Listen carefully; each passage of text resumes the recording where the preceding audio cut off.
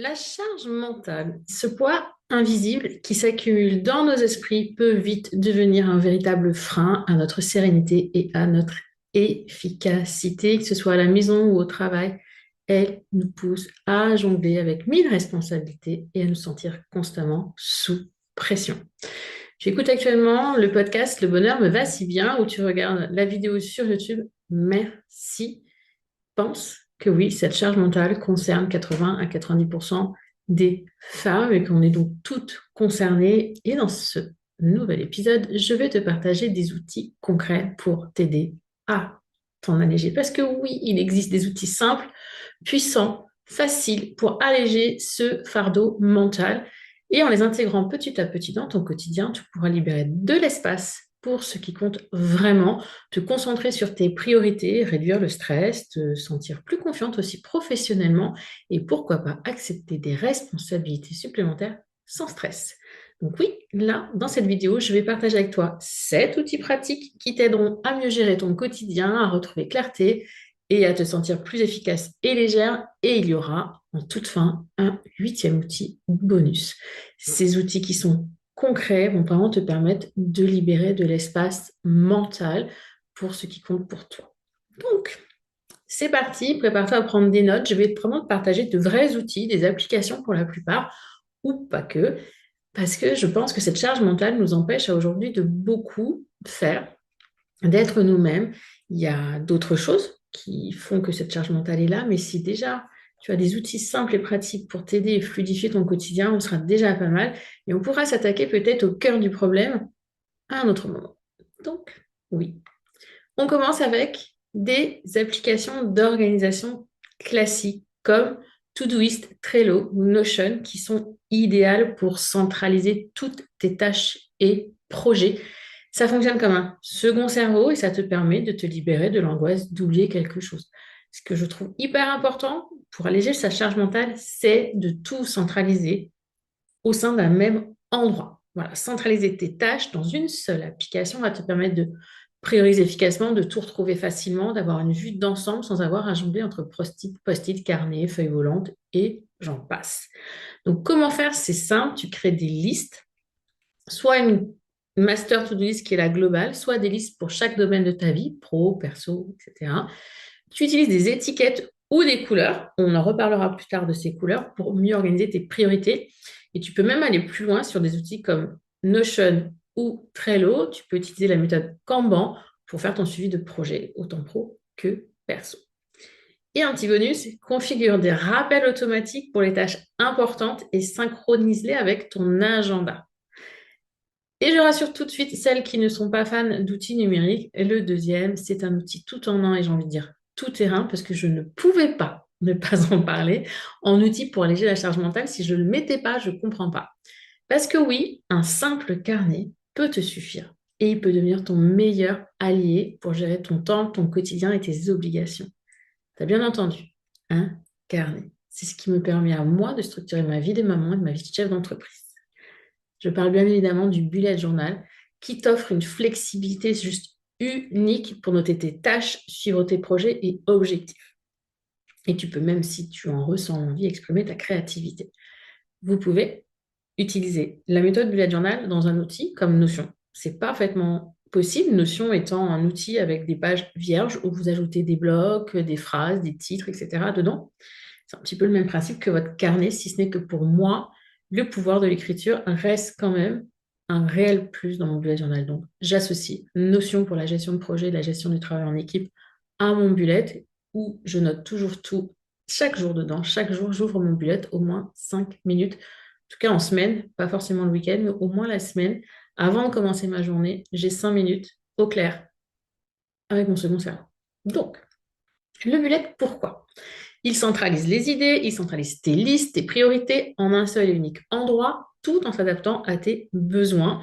La méthode Bullet Journal, elle permet également de mieux visualiser l'ensemble de tes responsabilités et elle facilite une gestion de ton temps efficace au quotidien.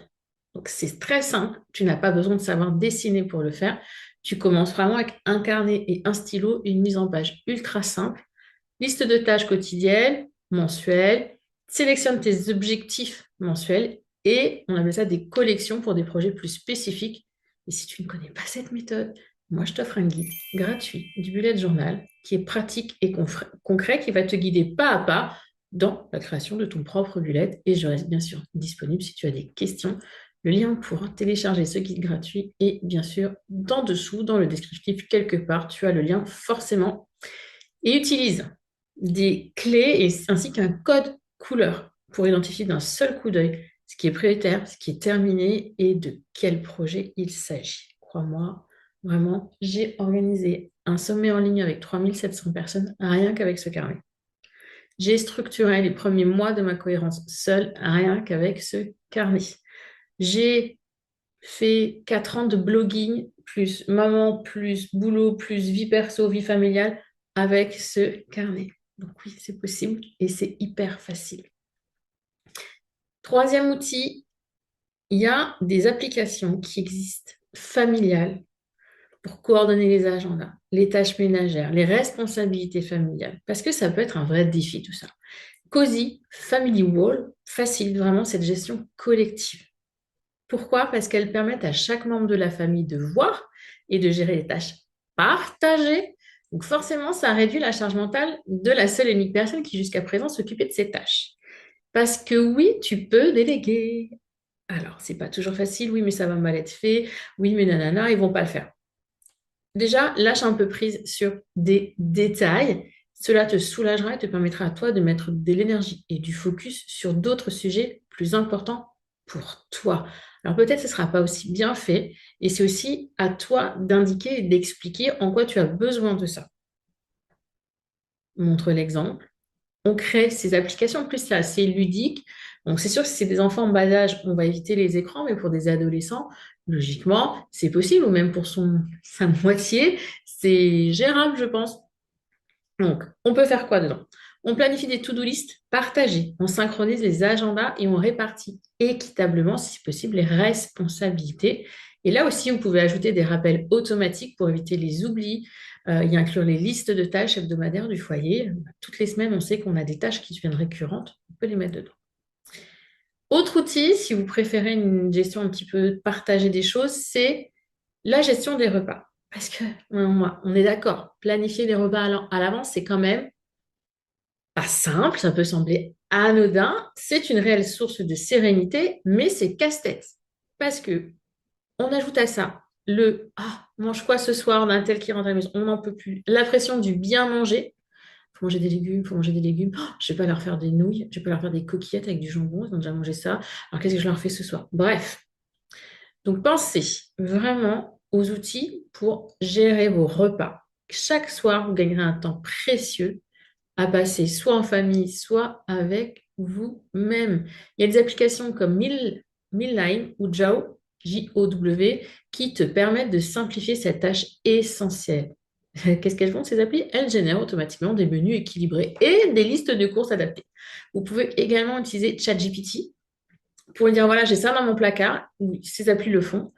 Qu'est-ce que je peux faire avec ça et de quoi j'ai besoin d'autre pour faire mes courses. Et cette liste de courses, vous pouvez bien sûr la partager.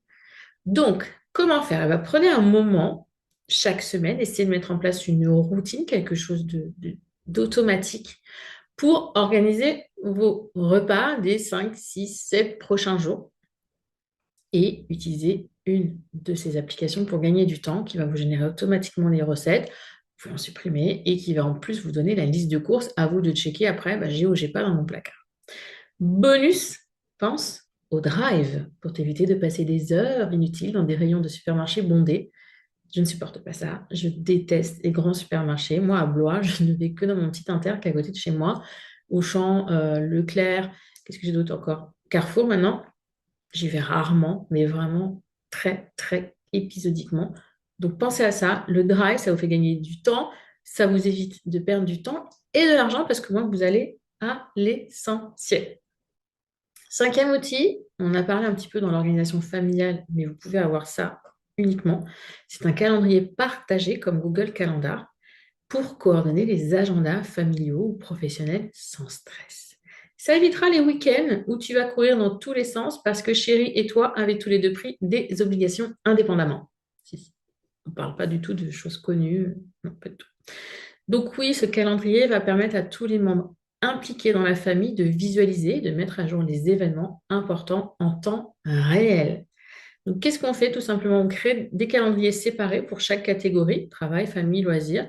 On y attribue des couleurs pour plus de clarté. Je reviens encore sur ce principe de couleur. Je l'utilise énormément, moi. Mon agenda Google, il est en couleur. Le jaune, c'est moi. Le bleu, c'est tout ce qui est live. Là, le vert, ça va être l'organisation des événements. Ça me permet de voir en un seul coup d'œil s'il y a trop d'une couleur ou s'il n'y a pas du tout d'une couleur. Et puis, de tout de suite, quand je regarde, ah, je sais, je dois me mettre à ça. J'ai même plus besoin d'aller voir la tâche. Je sais que c'est de telle couleur, que c'est telle tâche. Ça me fait gagner un petit peu de temps. Et vous pouvez aussi, dans ces agendas, calendriers, ajouter des rappels pour les échéances critiques, rendez-vous, factures, projets, impôts. Pour pas oublier les impôts. Sixième outil, gérer les finances. Pour certains, ça peut être une véritable source d'anxiété. Donc, il existe des applications qui permettent de garder un œil sur vos dépenses et de planifier votre budget sans effort. Banking, par exemple.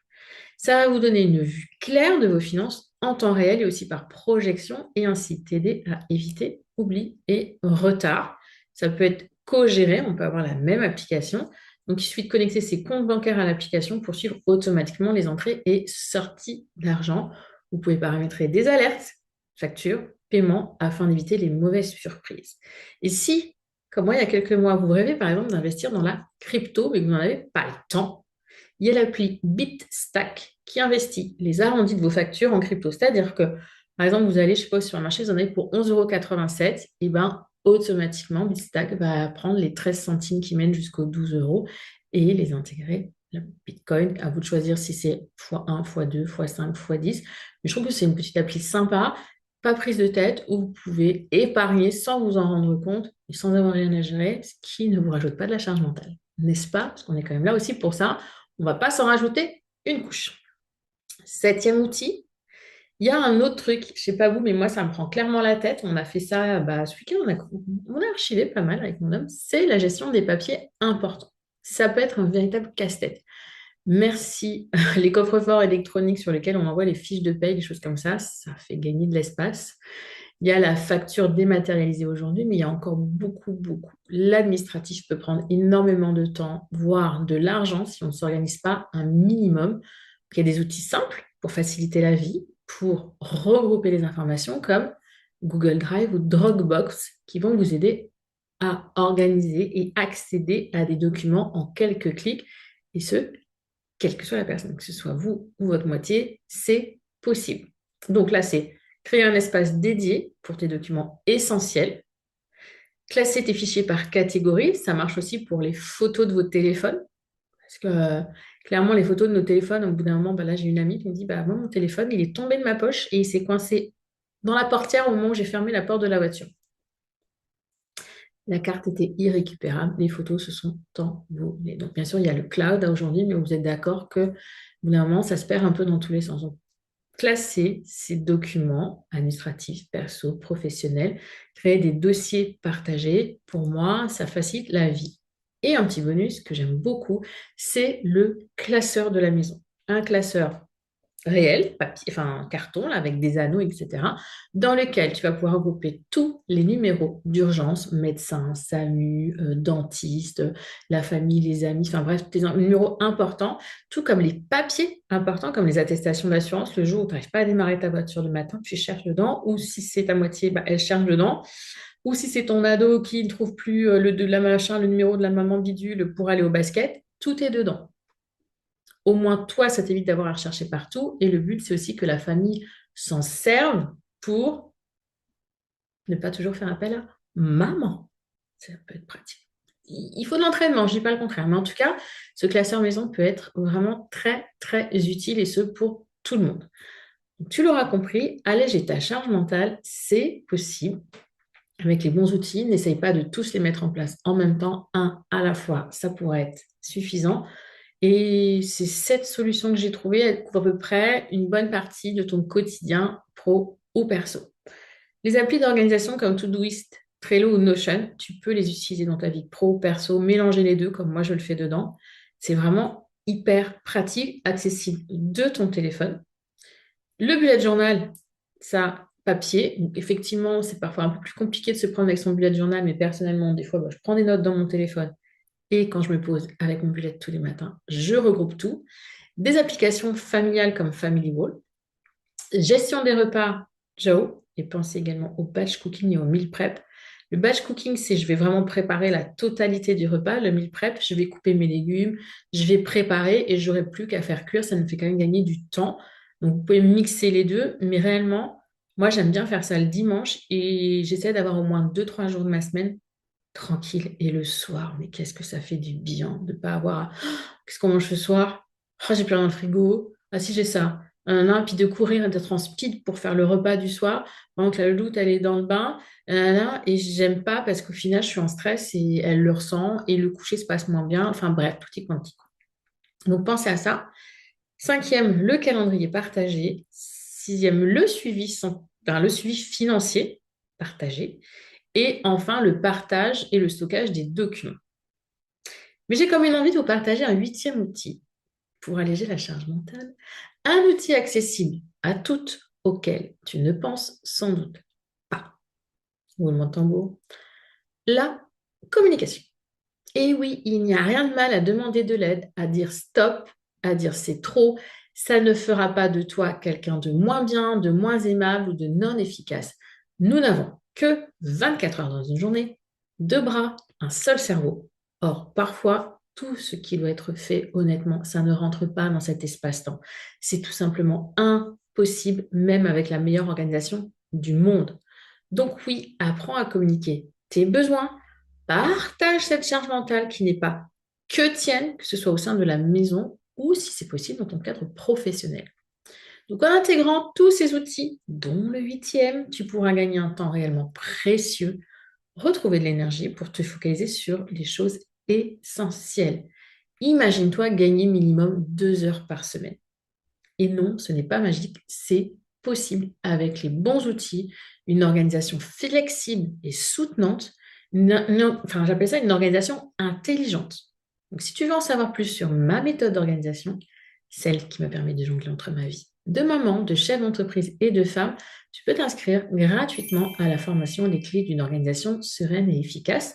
Tu recevras 4 emails, 4 vidéos, 4 PDF pour poser les bases de cette organisation qui, crois-moi, pourra te faire le plus grand bien. Tu te sentiras plus efficace, plus productive, plus performante et ça te donnera sans doute des ailes, mais surtout, ça te permettra d'alléger un petit peu ce poids qui pèse sur tes uniques épaules.